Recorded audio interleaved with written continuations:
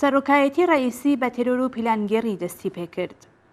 پێشبینی دەکرا کە دەورەی سەرۆککۆماری ڕئیسی بە تێرۆر و پیلانگێڕی دەست پێ بکات.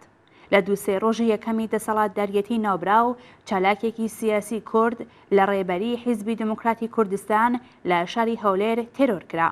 لە شاری نەغەدا دەستی ڕژیم لە پیلانگێڕی پەرەپێدانی شەڕی تورک و کورددا دەبیندرێت کە گیانە دەستان و برینداربوونی چەند هاوڵاتی لێکەوتوەتەوە. ماوەیەکە مەترسی هەڵگیرسانی ناکۆکی نەتەوەیی و ئاینی لەلایەن دەست و پەیوەندەکانی کۆماری ئیسلامی بەسەر سەری خەڵکی شارستانی نەغەدەدا دەسوڕێتەوە. مۆرە مەحەلیەکانی ڕژیم با پیلانگێڕی دەستگا ئەمنیەکان بە شوێن دەرفەتێکەوەن تا لە شوێنێکەوە و بە بیانوویەکەوە ئەم ئاگرا هەڵگیرسێنن.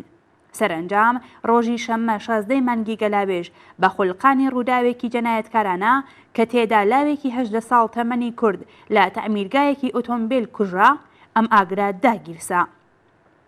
پاشان بەرەو ئەو خەڵکەی کە بۆ دادخوازی لە بەرامبەر کەڵانتەری شار کۆببوونەوە تەقەیان کرد و لاوێکی دیکەیان بە تەقەی ڕاستەوخۆ کوشت. بەڵام بەخۆشیەوە ژانی هاوبەش و نەفرەتی گشتی لە کۆماری ئیسلامی دەرفەتی با پیلانگێڕانی ڕژیم نەدا تا لەوە زیاتر لەم ڕووداوە کەڵک وەرگرن. ڕۆژی یەکشەمە 17 مانگی گەلاوێژ بەیانیەکی هاوبەش بە واژۆی کۆمەڵێک خەڵکی کورد و تورک لە ئاستی شاری نەغەدەدا بڵاوبووەکە نیشانی دەدا خەڵکی وشیاری ئەم شارە دەستی ڕژیمیان خوێندوێتەوە و ناکەونە داوی پیلانگێڕی جەنایەتکارانەیەوە.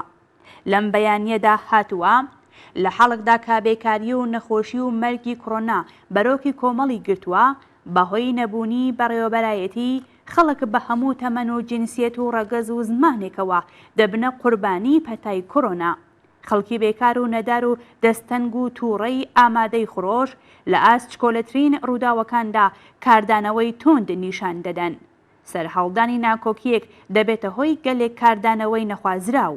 دوژمنانی خەڵکی تورک و کورد بە هێنانە مەیدان و هیدایەتی مۆرە بەدناوەکانی خۆیان تەپڵی دەمارکرژی و ناکۆکی قەومی و ئاینی دەکوتن و هەوڵ دەدەن وێڕایی بەلاڕێدابردنی ناڕەزایەتی لاوان لەسەر بەستێنی واقعی کۆمەلگایەکە گرفتاری بێکاری و نەخۆشی و گرانیە لە ئاوی لێڵم ماسی بگرن. لە درێژەی بەیانیەکەدا هاتووە هاوشاریانی تورک و کوردی دانیشتووی نەغەدە و دەوروبەر. ئێمە بە سەدان ساڵە کە لە پەنا یەکتری ژیانێکی هاوبەش و ئاشتی خوازانەمان بووە و هەیە. ئەساسەن لە نێوان خەڵکدا هیچ هۆکارێک بۆ ناکۆکی و گرژی بوونی نییە. هاوشاریانی ئازیز، پێکەوە ژیانی ئاشتیانەی ئێمە بە دڵی گەندەڵان و کەسانێک نییە کە ڕانەتی چەند هەزار میلیاردیان لە ئیختیاردایە. ئەوان لە هەوڵی ئەوەدان ئەم پێکەوە ژیانە نمونە ئاساییەمان لێ تێک بدەن.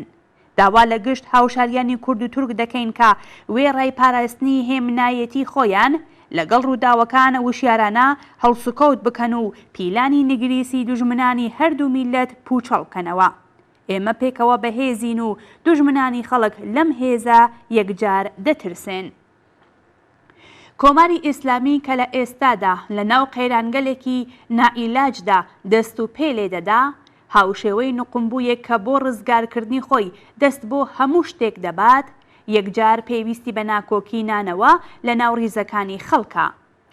ناتەبایی و ناکۆکی نانەوە لە نێوان دیندار و بێدین، لە نێوان ژن و پیاو، شیعە و سونی، بەهایی و موسڵمان، کورد و تورک، شاری و دێ، ئەم پارێزگا و ئەو پارێزگا بۆتە بەشێک لە ئستراتیژی حکوومەتی ئیسلامی بۆ درێژەدانی دەسەڵاتەکەی.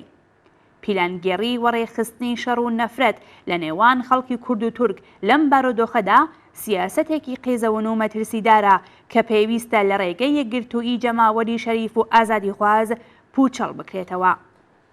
هەر لەو ماوە کورتەی دەست نیشانکرانی ڕئیسیدا شایەدی کردەوە گەلێکین لەلایەن ڕژیمەوەکە بەل لەوەی نیشانەی ئستراتیژیەکی ڕوون بێت بۆمانەوە، نیشانەی داماوی و سەرلێشێواوی ڕژیمە. لە دەریاکاندا دەستەداتە کردەوەی شەڕەنگیزانە.